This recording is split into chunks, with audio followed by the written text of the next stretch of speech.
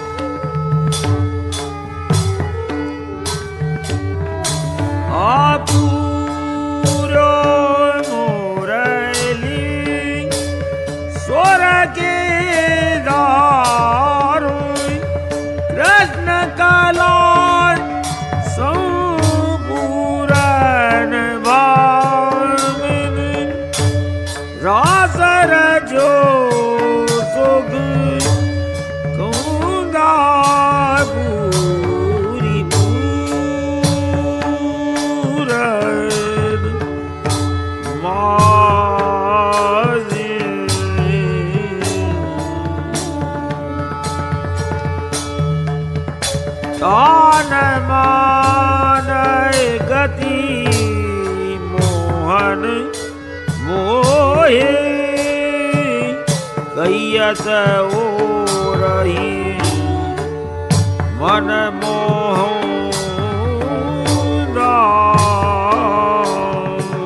पूरे ब्रजमंडल में अपन जिस जगह पे हैं यहाँ सामने ही ठाकुर महाप्रभु जी के चंद्र सरोवर है। यहाँ रास का चौतरा है और यहाँ श्री महाप्रभु जी गुसाई जी विप्रयोग गोकुलनाथ जी प्रदाऊ जी बाबा और यहाँ ये सूरदास जी की बैठक जी। ये सूरदास जी और तुलसीदास जी ब्रज यात्रा करने आए तो कहीं और नहीं रहे, यहाँ सूरदास जी के पास ही रहे। दूसरा बहुत कम समय रहे पर नंददास जी के आग्रह पे जब तुलसीदास जी आए, नंददास जी से उनकी बनती नहीं थी तो वो सूरदास जी के पास रहे। तो यहाँ सूरदास जी के पास रहते रहते एक दिन तुलसीदास जी ने कही कि मेरे अब मन उछट रहा है, मेरे यहाँ नहीं रहना है। तो बोले क्यों नहीं रहना है? तो कि यहाँ तुम्हारे संग से रहते रहते अब धनुष बाण वाला ध्यान में से गायब हो गया है और माखन मुरली वाला आ गया है। तो इसलिए हमको वापिस वो हमको खटक रहा है कि हमारी अनन्यता जो है वो चली जाएगी अगर तुम्हारा संग रहेंगे तो फिर उनने आज्ञा दी और फिर वापिस तुलसीदास जी अपने धाम पधारे और वापिस राम भक्ति में तल्लीन हुए। तो सूरदास जी के संबंध से उनको भी कृष्ण भक्ति उदय हुई जो नंददास जी चाहते थे। वो कृपा किसकी हुई? सूरदास जी की हुई पहले। तो दूसरा ये जो यहाँ दो स्थान आप देख रहे हो सूरदास जी से संबंधित, एक सूरदास जी की बैठक मतलब जहाँ विराज के उनने अपने जीवन के अधिकांश पद लिखे, जहाँ पे सूर श्याम के रूप में ठाकुर जी ने आके और यहाँ पे उनके जो अवशिष्ट पद थे वो क्या हुआ कि उनका संकल्प क्या था कि वे जीवन में 1.25 लाख पद, 1.25 लाख मतलब एक पुरुष चरण, मंत्र संहिता में उसको कहते हैं एक पुरुष चरण करना। तो उनको 1.25 लाख पद का उनका संकल्प था। तो क्या हुआ, एक तो यूं ही लौकिक में भौतिक दशा में नेत्रहीनता, फिर जर्जरता, वृद्धावस्था, वो जमाने की कोई प्रकार की उनको जो आदि व्याधि उपाधि कोई होंगी तो उसके कारण उनको लाख पद करके 25,000 पद वो नहीं लिख पाए। तो एक दिन उनको अत्यंत विप्रयोग विरह हुआ कि मेरा संकल्प था कि कम से कम एक पुरुष चरण तो भगवत वाणी को गाऊं। तो वो फिर उनका संकल्प पूरा करने के लिए तम चिंतितम वीक्ष कृपार्द्र मानसः पदावशिष्टानि तथा विधानी संपूरयामास समम तदीक्षणम सूर प्रभु श्याम मनोहर स्वयं। सूर श्याम की छाप से श्री गोवर्धन धर ने पधार के श्रीनाथ जी ने यहाँ उनके उत्संग में या गोदी में ही विराज के श्री जी ने और वो 25,000 पद पूरे किए। और कहा जाता है, क्या कहा जाता है? क्योंकि ये पूरा ब्रज है उसमें जो श्री गिरिराज जी हैं, गिरिराज जी में षट निकुंज है। इन षट निकुंजों में अलग अलग अष्ट सखान के द्वार बने हुए हैं। अंदर ये षट निकुंज क्यों है? क्योंकि ऋतु जो है वो 6, कितनी ऋतु? 6। और प्रत्येक ऋतु के लिए जैसी भोग सामग्री, लीला सामग्री, सेवा सामग्री चाहिए वो प्रदान करना गोपीजनों को ये श्री गिरिराज जी की सेवा है। इसलिए गिरिराज जी कौन है? गिरिराज जी हरिदास वर्य। हरिदास वर्य मतलब हरि भक्तों में सबसे श्रेष्ठ। श्रेष्ठ क्यों है? क्योंकि ठाकुर जी को जो चीज जैसे समय में चाहिए, अब जैसे अभी शीतकाल में प्रभु को आम आरोग्य हो तो प्रभु आम और लीची कहाँ से रोकेंगे अभी? तो भाई वो ग्रीष्म ऋतु की अगर कंदरा में पधारेंगे निकुंज में, तो वहाँ ठाकुर जी को उष्णकालीन सब सेवा भोग भी प्राप्त हो जाएंगे। हर उष्ण काल में प्रभु को ऐसी इच्छा हो कि मेरे स्मार्टफोन रोगनी है, तो प्रभु कहाँ पधारेंगे? शिशिर ऋतु की जो निकुंज है उसमें पधारेंगे। तो ये सब जो है, ये अष्ट सखा यहीं विराज के, यहीं से ही अपनी अपनी पद्धति से भगवत धाम को प्राप्त हुए। यहीं श्री गुसाई जी सूरदास जी को चरण स्पर्श देने पधारे। छल्ले, ये जो दो पद है, ये छल्ले पद खंजन नैन रूप रस माते, जब पूछी कि तुम्हारी चित्तवृत्ति कहाँ है, तो अपनी चित्तवृत्ति छल्ले क्षण में श्री सूरदास जी की कहाँ है, वो बताने के लिए सूरदास जी ने ये पद गाया। फिर सबसे बड़ी चीज क्या है कि 84 वैष्णव वार्ता के भाव प्रकाश में जो दृढ़ चरणन केरो भरोसो पद की उत्पत्ति का प्रसंग आता है, प्रसंग तो सबको मालूम ही है। प्रसंग के बाद के भाव प्रकाश में ऐसा लिखा हुआ है शेरराय जी ने कि ये पद को गान जो करे वाकु 1.25 लाख पद को फल मिले। सूरदास जी के लिखे 1.25 लाख पद को फल मिले। तो फल के अर्थ में नहीं, पर संपूर्ण सूरदास जी की वाणी का गायन अपने द्वारा मुख से हो और अपनी वाणी पवित्र हो, ठाकुर जी प्रसन्न हो। इसलिए जब अपन सेवा, सत्संग, कोई भी क्रम पूरा करते हैं तो उसकी संपूर्णता के लिए, जैसे वैदिक क्रम में ओम विष्णवे नमः, विष्णवे नमः, विष्णवे नमो नमः के ही कर्म की संपूर्णता होती है, वैसे अपने यहाँ दृढ़ चरणन केरो भरोसो ये कहने से होती है। ये दृढ़ चरणन केरो भरोसो में 13 अक्षर हैं। कितने अक्षर हैं? 13, जो अष्टाक्षर और पंचाक्षर को रिप्रेजेंट करते हैं। 8 और 5 13। तो जिनको कहाँ का भरोसा रखना है, तो वो भगवत चरणारविंद को भरोसा, मतलब केवल भगवत चरणारविंद नहीं, सकल पुष्टि सृष्टि को गुरु मुखोद्गत प्राप्त महाप्रभु जी गुसाई जी के आड़ी से जो अष्टाक्षर और पंचाक्षर मंत्र का दान हुआ है, उन 2 मंत्रों का ही भरोसा रखना है। अन्य कोई मंत्र आदि का उपासन नहीं करना है, क्योंकि महाप्रभु जी का नाम क्या है? उपासनादि मार्गाति मुग्ध मोह निवारक। तो सब प्रकार के मोह निवृत्त करके अष्टाक्षर पंचाक्षर में अपने चित्तवृत्ति को लगाया है। इसलिए सूरदास जी के वो पद का गान करने से वैष्णव जनों को, समस्त अपन सब वैष्णवों को अष्टाक्षर पंचाक्षर की भी दृढ़ता हृदय में आती है, भगवत चरणारविंद पे भरोसा बैठता है और अपना सब कार्य ठाकुर जी कृपा से सत्ता है। जिसमें सूरदास जी केवल भक्त कवि नहीं है, केवल संत नहीं है, केवल कोई महाप्रभु जी के सेवक नहीं है, पर अपितु ठाकुर जी के सखा भी नहीं। तो आओ अपन लोग सब पहले दृढ़ चरणन केरो भरोसो गावे।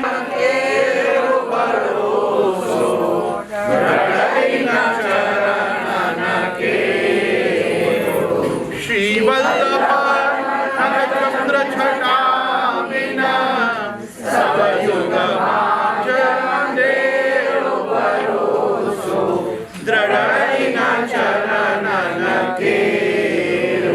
साधन और नहीं कली में दासो यदि मेरो सूर्या कहे द्विविधा करो बिना मोल को तेरो भरोसो डरई न चरण केरो भरोसो।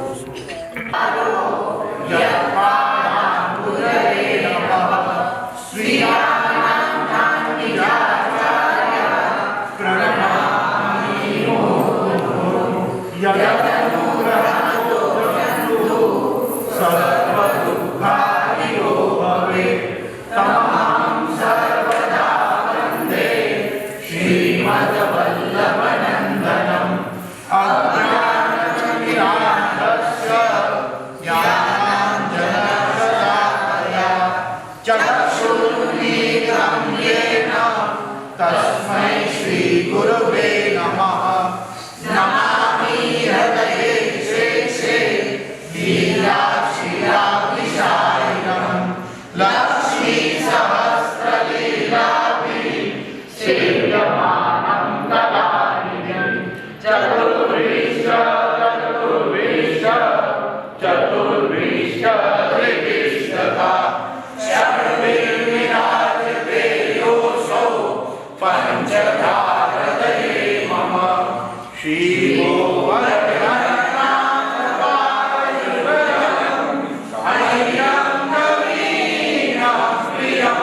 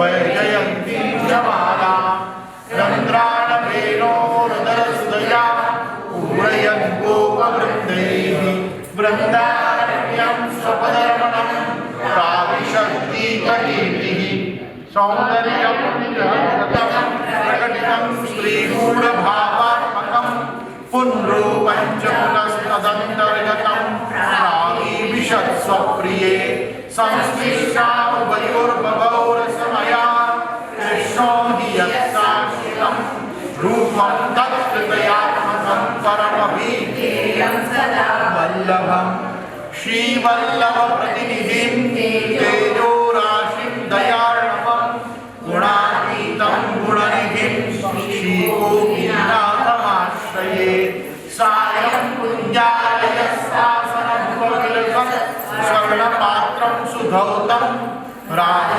राजयज्ञोपवीतं परितनुवसनं गौरवं भोजवक्त्रं प्राणानायं यनासासुरनिहितकरं कर्णराजद्विमुक्तं वन्दे भूर्मिलीताशं मृगमदतिलकं विठलेशं सुकेशं इति मंगलाचरणं। वे सर्वोत्तम जी वल्लभ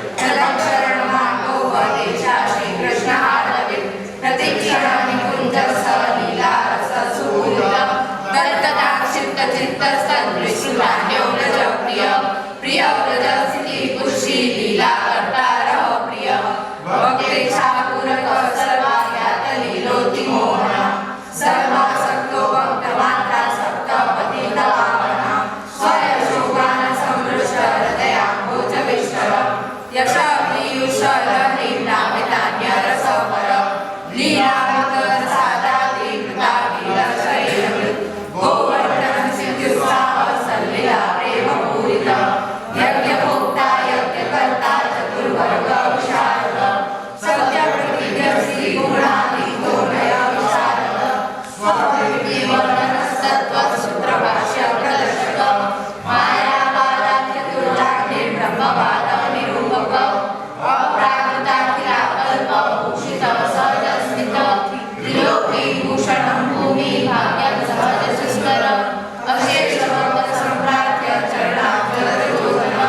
विद्यानन्दं हेतोक्तं नाम्ना अष्टोत्तरं शतं शतावशिष्टबुद्धेय पठत्यनुदिनं स एकमनासिद्धि मुक्तां प्राप्तो दशंशयं तदप्राप्तो वृथा मोक्ष सदाप्तो तद्गता तथा अतः सर्वोत्तमं स्तोत्रं जप्यं कृष्णरसार्थिकी इति श्रीमद्भगवद्गीतासूक्तं सर्वोत्तम स्तोत्रं सम्पूर्णम् अथ श्रीमद्भागवतं श्रीकृष्णाय नमः श्रीमद्वृन्दावनेन्दु प्रकटितरसिकानन्दसंगोपरूपं गुरुजत्रासादिलीलाममृतजलनिधानं प्रातः शश्वत् तस्यैवात्मानुभावं प्रकटहृदयस्याज्ञयापादुरासीत् भूमौ यवसन् मनुष्याः स्थिरतिवर्णस्थम्प्रपद्ये हुताशं नामे भूयात्मवाचिरन्नदं भूतनाथो दिशासन् मार्गद्वान्तां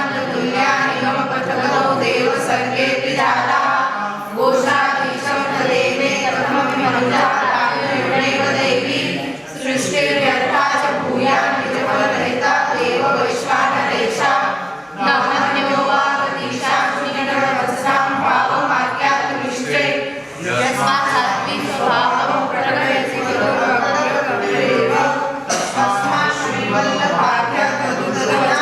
श्रीवल्लभाख्यातदुतवचनाकन्यकारूपयन्ति भ्रान्ता एते विसर्गदृशहृदया केवलान्तर्गमोगाः प्रादुर्भूतेन भूमौ व्रजपरिचरणां भोजसेवाख्यवर्म प्राकट्यं यत्कृतं ते तत्तद्विकृते श्रीमुताक्षेति मन्ये यस्मादस्मिन् स्थितो यत्किमपि कथमपि काप्यवाहर्तुमिच्छत् यदा तद्गोपिकेशः सौदनकमले चारुहासे करोति कुशात्यैव स्वभावोऽप्यतिशिशिरवचः कुञ्जपीयूषवृष्टे आर्ते यत्युग्रमोहासुरश्रुयुगपत्तापमप्यत्र कुर्वन् स्वस्मिन् कृष्णस्य ताम्नं प्रकटयसि जनो तदेवत्वमेतत् यस्मादानन्दं श्रीरजननिजये नाशकं चासुराग्ने आम्नायोक्तं यदम्भो भवनवनगतस्कर्च सत्यं विभूयत् सर्गादोभूतरूपादभवनतः पुष्करं गणरूपम् आनन्देकस्वरूपात्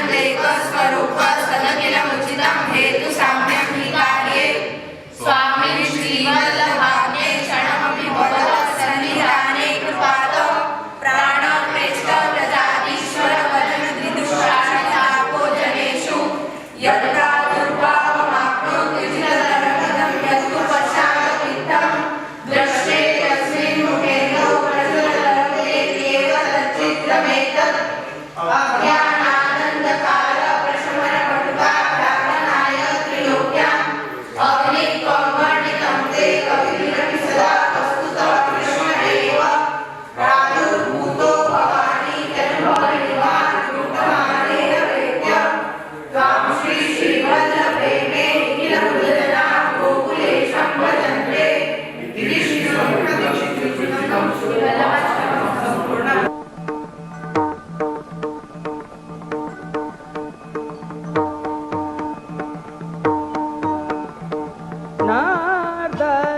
राधा नंद किशोर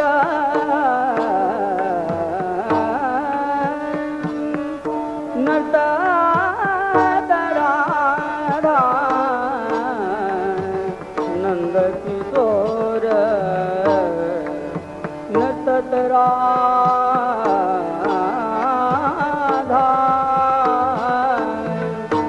नंद किशोर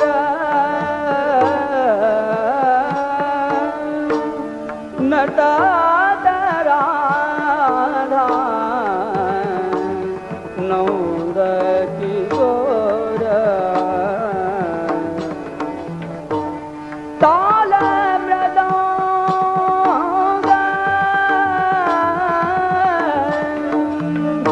सहचरी बजावत बिच बिच मोहन मुरली कल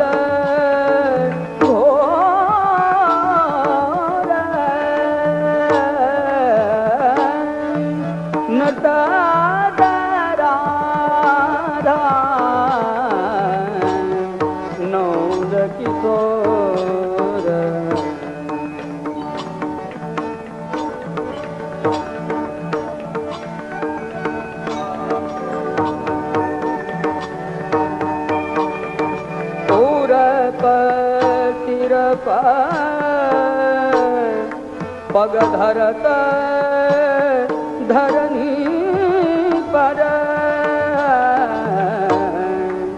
मंडल फिरत भुजन भुजता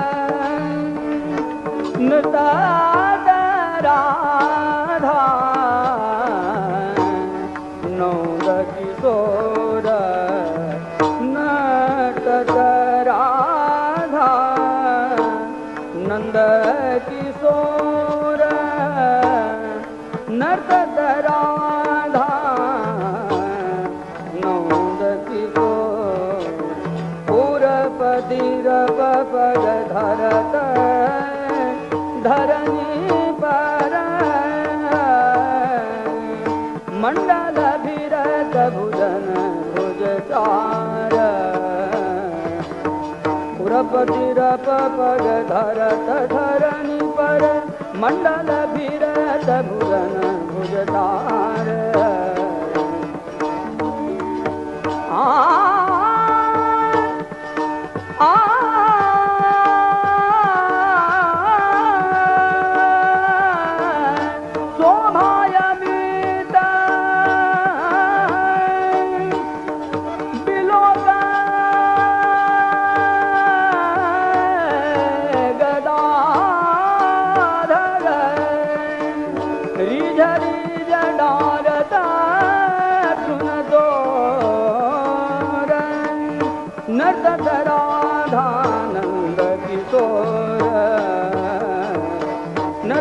राधा नंद किशोर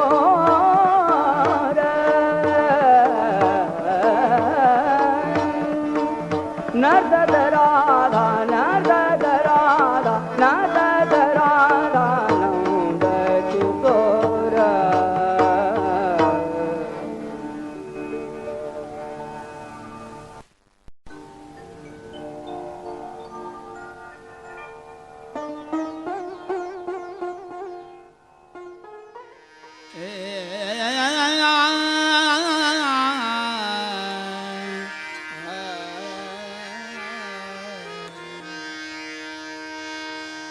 गोद बैठे गोपाल कहत ब्रज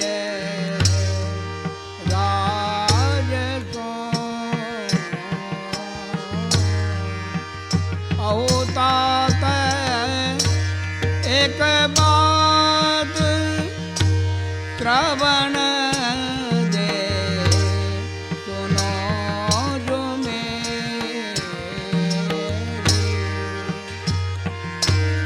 भवन माँ जगयो धरी जहाँ सो जगने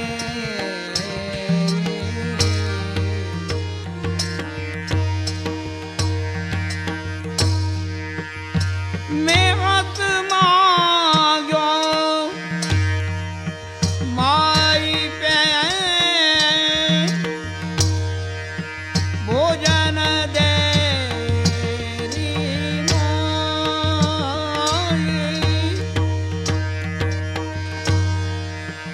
करल कुटिले यो कयो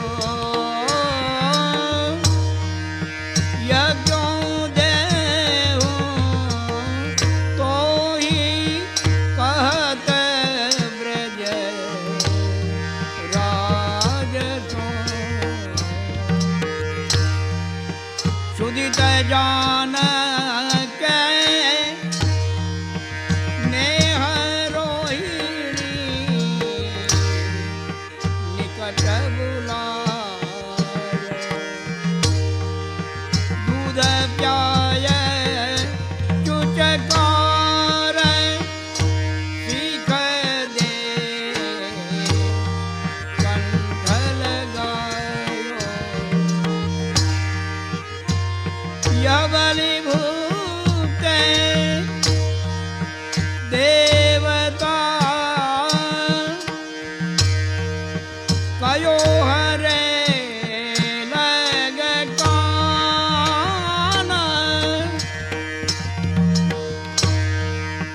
कादे रची बजी करत हे साग पाग पकवान कहत ब्रज राज को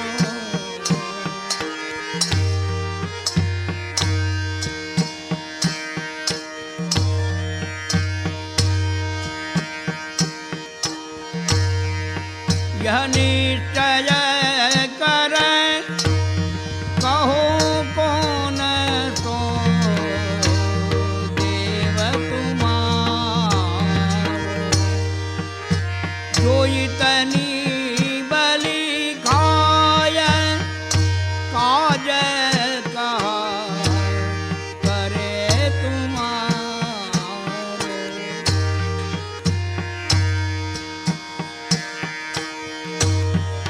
कहो देवा को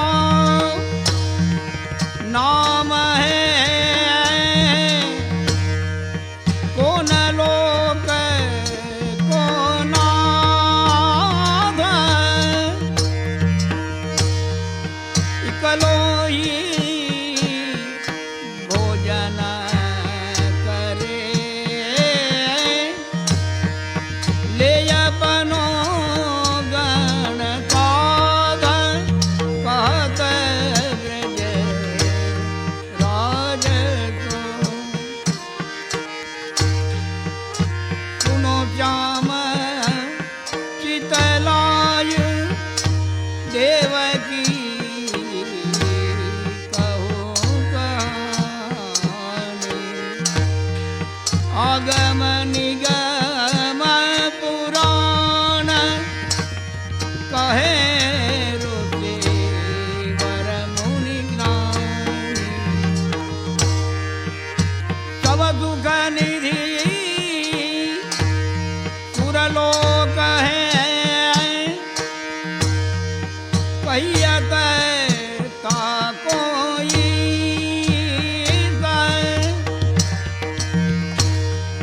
सेवत है तब देवता हो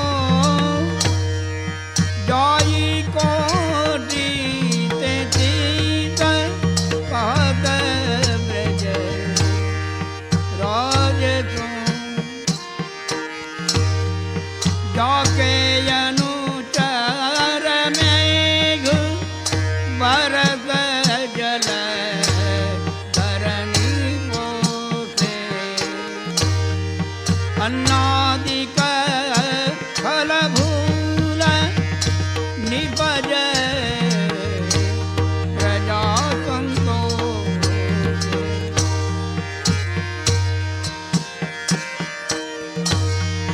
बहुत्र न उपजै पशु न को भरे सरोवर सोया देव दीवारी पूजिए तो ब्रजयति सुख होय कहत ब्रज राज को एक बात हो कहूँ बाबा जो साची मानो ऐसे अनुचर कोटि कोटि कही भाव खानो अश्वमेघ सतते लहे हो इंद्रासन को भोग ब्रजरज कण